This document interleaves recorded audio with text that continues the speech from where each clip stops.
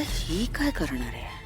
खरं तर यांना मदत करायची इच्छा नाहीये माझी, पण त्या मंजिरीला कळायला हवं की तिच्या प्रत्येक प्रश्नाचं उत्तर आपल्याकडे आहे. करते मी काहीतरी.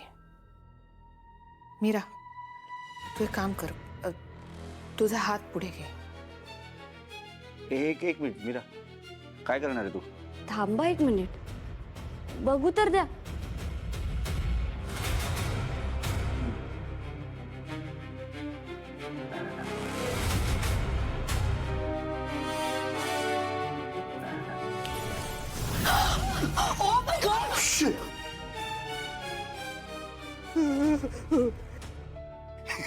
डॅड तुम्ही आहात? मॉम, डॅड परत आले. माणूस झालो. तुम्ही माणूस झालात परत. मॉम, डॅड आले.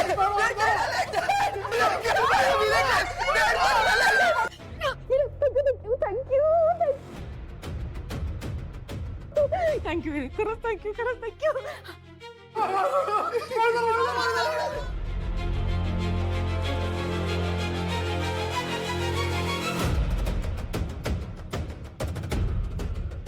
ही मीरा नक्की कोण आहे?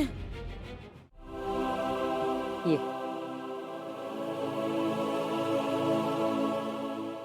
मीरा दिसत नाही, कुठे? मला नाही माहिती. ती पुन्हा आधीसारखंच वागते रे. ना काही सांगते ना विचारते, सरळ निघून जाते. असो, मी आलेच. तुझ्या आवडीची भाजी केली, घेऊन येते.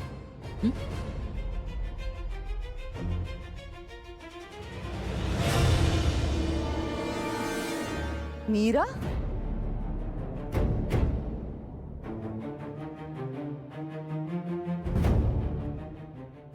अथर्व, कुठे गेली होतीस मीरा?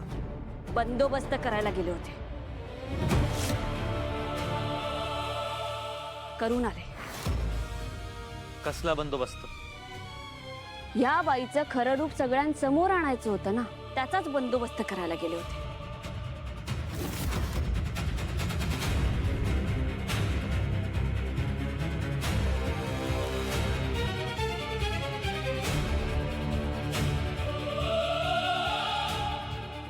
खूप दिवस वाट पाहिले.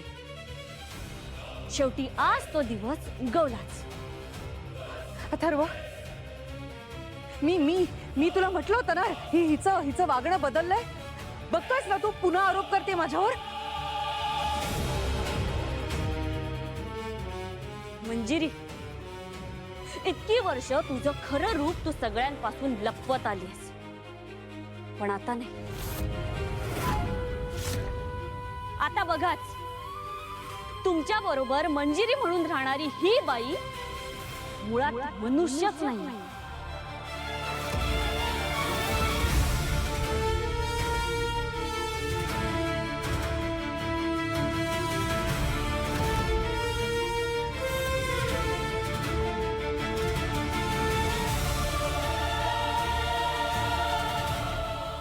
नाही अथर्व, नाही.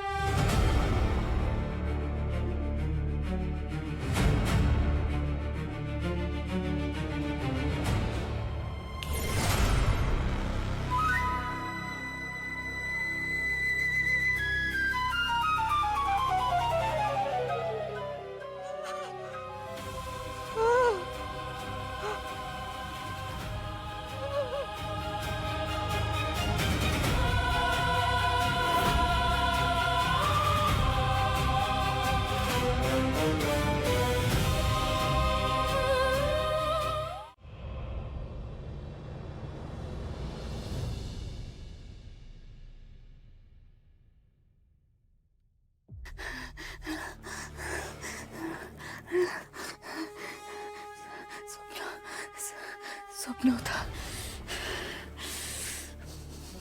माणूस असण्याचे खूप तोटे आहेत, आणि स्वप्न पडणं हा सगळ्यात मोठा तोटा आहे.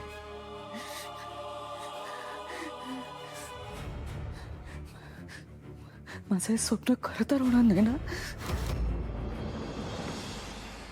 त्या दोघींनी हातात हात घेतले आणि अंबिकाने तिची शक्ती वापरली तर त्यांना माझं खरं रूप कळू शकतं. नाही पण त्यांना त्यांच्या शक्तीबद्दल माहितीच नाहीये. हो ना, त्यामुळे हे शक्यच नाहीये. पण नीरतीने त्यांना सांगितलं असेल तर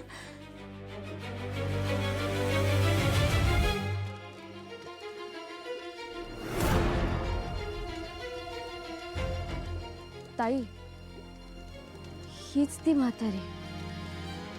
पण हिला खाली कसं आणायचं? मी बघते काहीतरी.